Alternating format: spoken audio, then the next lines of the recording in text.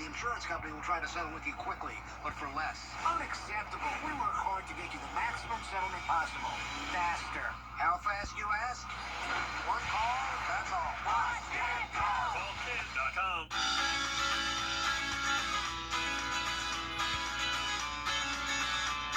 Follow News Channel 6 on Instagram. Meteorologist John Laird, weather coverage you can count on. The Coffee Club on News Channel 6, sponsored by Honda Cars of Aiken. Right now on News Channel 6 and 4, cleanup and tree removal. Is there an end in sight for the city of Augusta? Also, I had a local pastor reacts to an Aiken County historic church destroyed in a fire. And financial support for a local summer camp. What that means for the Boys and Girls Clubs of Greater Augusta as your News at 4 starts now. Live from Television Park, this is WJBF News Channel 6 at 4.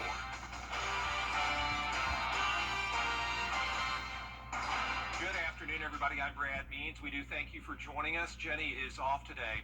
Coverage you can count on is going to begin way out in Los Angeles today, where protests against ICE raids continue. Those national headlines. Back at home, storm cleanup continues. Can you believe it? More than 8 months after Hurricane Helene hit our area. Local tree companies sure are staying busy, cutting the last fallen trees and removing those that are at risk of falling. Graham Lee joins us live now with the story. Graham? Well, Brad, tree removal crews have been a critical asset for the last 8 months since the hurricane, and one of them tells me it's the biggest task they've had since they've been in business. Brad, you see all these tree stumps behind me, and I'll tell you, if you drive through Augusta neighborhoods, you'll still see trees lying in yards, leaning trees, and roof balls that have not even been cut yet. Many trees that fell destroyed fences and roofs, so many homes you're seeing are also still covered in tarps while homeowners are waiting on repairs. Companies like Removify say they were getting hundreds of phone calls each week last fall, and while the business has started to slow down, they still have to work it out for them. You know, 8 months later, and we still have uprooted stumps that have not been taken care of yet, whether that be, you know, people not really kind of caring about it at the moment or not wanting to spend money on it, or, you know, whatever the case may be. So we're still, you know, every now and again doing a portion of a job that came from the storm. Now, when the hurricane first hit, many homeowners, as you know, took it upon themselves to work together to cut those trees. Turner recommends that instead of doing that, he recommends to call in the experts like himself to cut down those trees and take care of them properly and safely. We're reporting live in Augusta. Graham Lee, WJBF, News Channel 6. All right, Graham, thank you. As we take our first check of the weather, meteorologist Avery Gray joining us now, and I see those typical pop-up showers on the radar there. Absolutely. We are experiencing that rain across the majority of the CSRA right now, and you can see that we have those storms in those areas, and we see that here as we're taking a closer look near Bastonville, and then again over in the Augusta area and Aiken as well. We can see those showers with those heavy downpours just experiencing in those areas. We can even see that on our Terry Lambert Hyundai Skyview cam over the Augusta area. A beautiful view of this storm that we have going on. You can see that rainfall as it's coming down right there near Augusta. Currently our wind gusts are on that windier side because of those storms, and we're definitely feeling that here in Augusta at 24-mile-per-hour wind gusts. And then our temperatures across the CSRA are in those mid to upper 80s for the majority of us. Our dew point temperatures are a bit higher, on the higher side, 72 in Edgefield. So we're definitely feeling that wind and those heat index feeling into the 90s. And we can see that's going to continue over the next few days. So it is time to turn on the AC as we do have those temperatures on the rise into the 90s this week. And we do have those storm chances for tonight. Back to you, Brad. Avery, thanks. An Aiken County church now just a pile of rubble after a fire. Here's what we know. It happened last night at Susan Union Baptist Church off Brown Hill Road in the Beach Island area. It reignited overnight, and crews had to go back out this morning to put out hot spots. That church has been at that location since 1896, and the preacher says vandals have hit it before. Oh, this is about maybe the 5th time. They have been back here before. We have been on the TV before. about this faith-built church.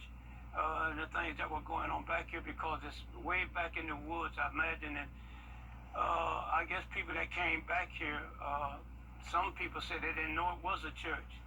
And they would come back here and they would have their little parties. And I tell them, yeah, but this is a church. King County Sheriff's Office, ATF, and SLED all investigating. Tomorrow, voters head to the polls in Olar, South Carolina. This week, Augusta Commission subcommittees are set to meet. Augusta's Charter Review Committee is going to present areas of interest for a new charter. That includes stormwater expenses and just who's responsible for tracking and documenting Parks and Rec money.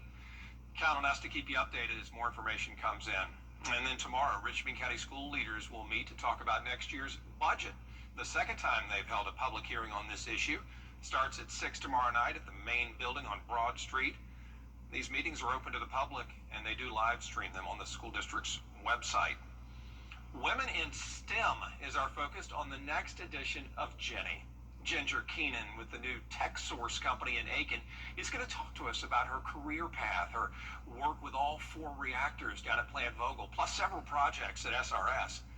And she has advice for girls who want to go into STEM careers, starting with her own journey, transitioning from the automotive industry into nuclear technology. Yeah, my first job out of college was working at Bosch Corporation in Charleston, and then I moved back to be closer to family, to the CSRA, and got a job at Plant Vogtle at the Unit 1 and 2 operating reactors, working for Southern Company. Great experience. Really liked the hands-on experience that I got working at Southern Company. And then since then, had the privilege of working on several projects in several different capacities at the Savannah Riverside. Much more about women in STEM, plus a special day to celebrate children who have different abilities and needs. Details about It's Okay to Be Different Day tomorrow at 12:30 on Jenny. Well, today the Boys and Girls Clubs of Greater Augusta got a big check from SRP Federal Credit Union to help fund summer camp. There's a growing need for summer camps for kids, and the Boys and Girls Clubs have increased the number of them. Like the Oasis Summer Camp, going to host nearly 50 children with that $25,000 check from SRP. Thank you for that. And thanks to that money, everything's fully covered. Families who couldn't afford to pay for summer camp don't have to worry about it. The summer camp has been crazy. And I believe next summer is going to be more people, more kids coming, because right now we have a waiting list of many kids just waiting to see how they can jump in, how the families can bring the kids here. So when we have more support from the community and people are supporting the Boys and Girls organization that we able to open these kind of centers, we're going to be able to bless more kids. Register. If you would like to register, you'd have to call the Boys and Girls Club's phone number there. It is on the bottom of your screen, and go ahead and do that. They do have a wait list. WJBF sure is proud to honor our parent company with Nexstar's Founders Day of Caring. Nexstar celebrating its 29th anniversary, and to mark the occasion, we're taking donations for the Ronald McDonald Hospitality Card. Up until June 19th, drop those items off here at Television Park or just donate directly through an Amazon wish list, which you can access by scanning that QR code right there on your screen. Coming up, Denny Hamlin wins the Firekeepers Casino 400. A recap of that NASCAR race and a preview of next weekend when we come back. ET takes you. We're here to help.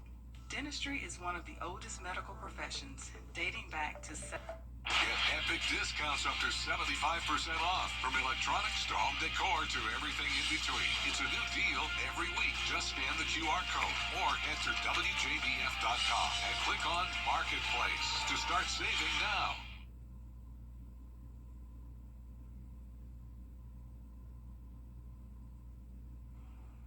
Denny Hamlin is the king of Michigan. Yeah, the number 11 Joe Gibbs racing driver able to manage his fuel mileage, and that was the difference in a late battle with William Byron.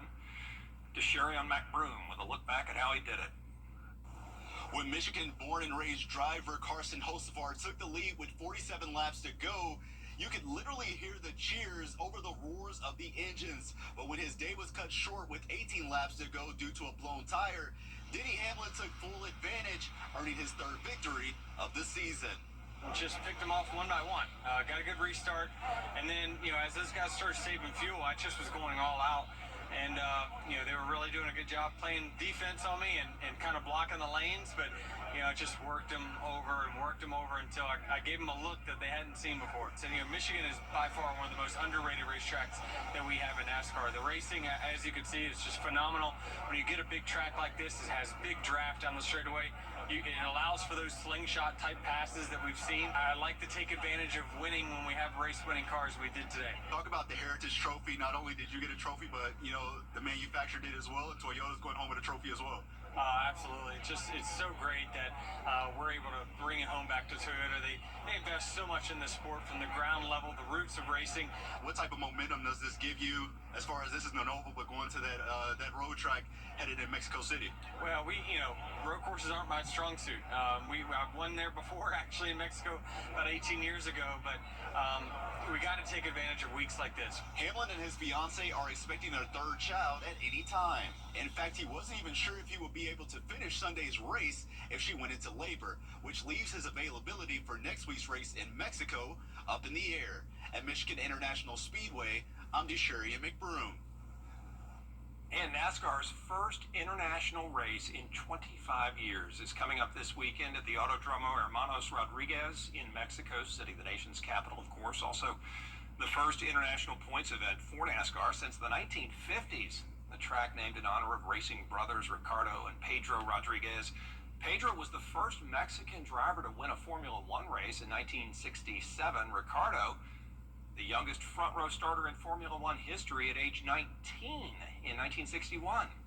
Driver Jesse Love says this track has a special meaning for him. Really cool. There's a lot that goes into it because the elevation's super high and that changes a lot, like we were just talking about air density. No, it's gonna be really cool. And just because I feel, I have a connection, in Mexico City, where my mom's side of the family was raised, and that's be really cool for me. They've been racing at Autodromo Hermanos Rodriguez since it was built back in 1959. They remodeled it in 2015. And remember to watch every second of the action starting Saturday afternoon at 4 o'clock with the NASCAR Countdown Live. That is on the CW6. We'll be right back. Weather headlines on WJBF News Channel 6. Brought to you by Southpaw Roofing. Roofing done right. I'm Austin Jackson, and for me, keeping it local really matters. If you've been injured, you need a law firm with experience in our area's courtrooms and a track record you can trust. If you've been injured, call Austin Jackson, the Augusta Guy, 706-724-7224. Right now.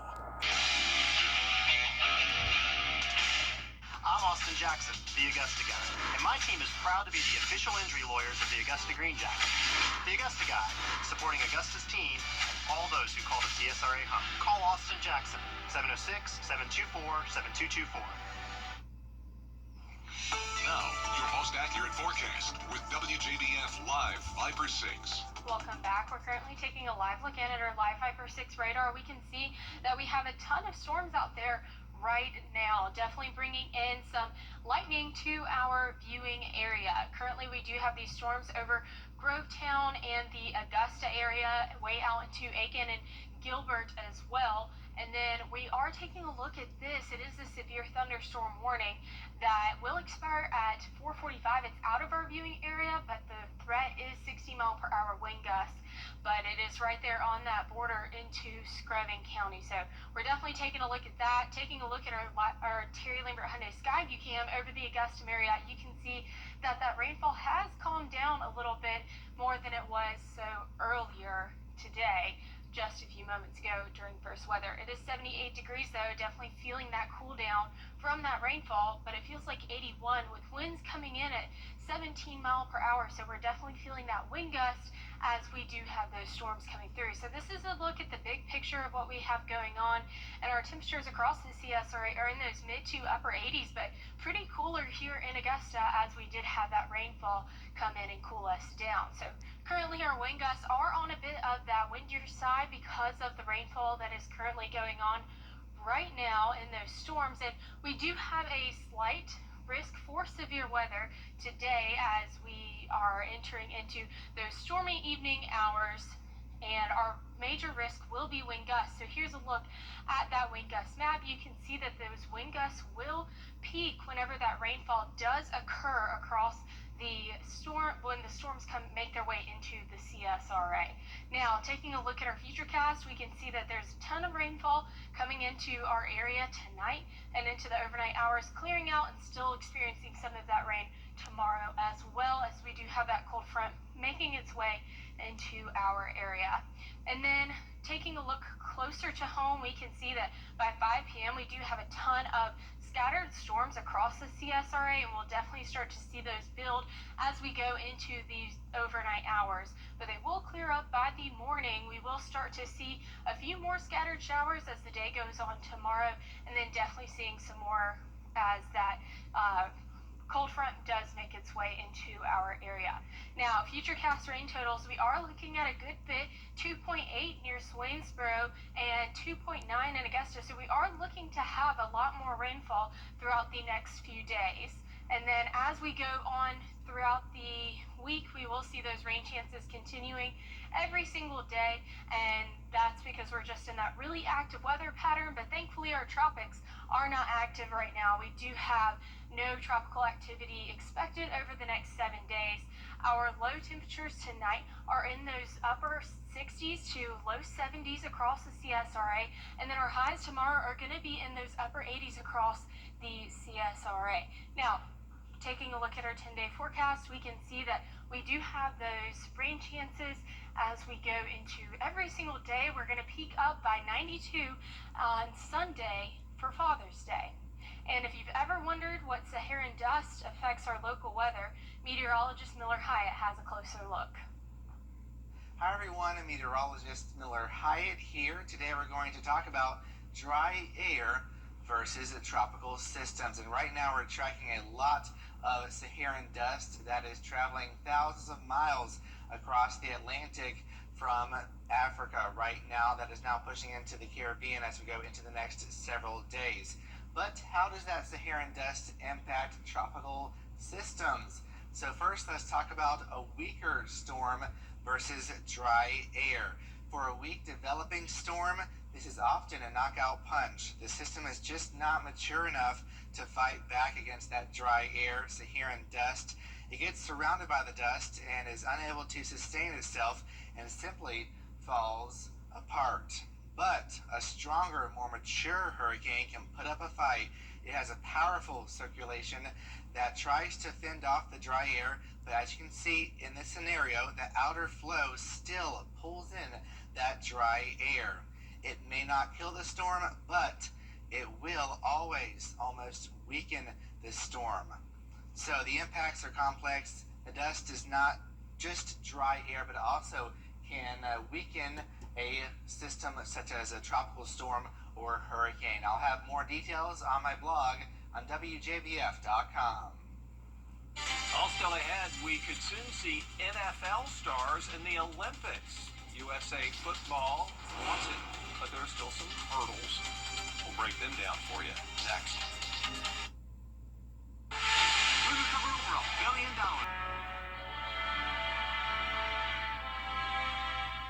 Kelly, where do your best mornings start? What do you think? The best morning starts with Kelly and Mark. You're like apple pie in America. Weekday mornings at 9 on News Channel 6. I'll see one at the intersection.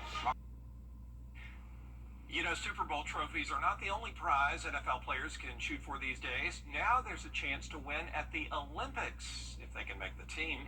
Mike Lassett has that. Magic from the Lakers in red. History has a funny way of repeating itself.